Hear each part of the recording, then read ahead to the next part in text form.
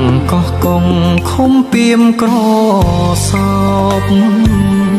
ដេដាងដងអោបស្រោបទេសាគោកោងកាងត្រពេញលិចរឿងដូចវទេសភាពកំរពេលអរុនរះ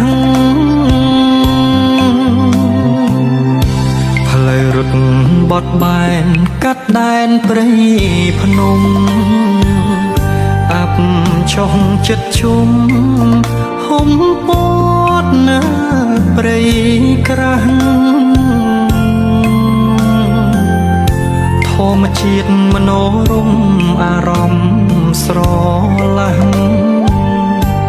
នឹកឃើញរឿងចាស់ក្រឡាំងមួមងតាតៃដងទុងសមុទ្រក្នុងក្រៅយីសែនយីមើចៅមានអ្វីឆ្កោចេតដីខុនឆាងខុនផែនប៉ាងក្លោសួចិត្តនាងផម្ដេចក៏សាវា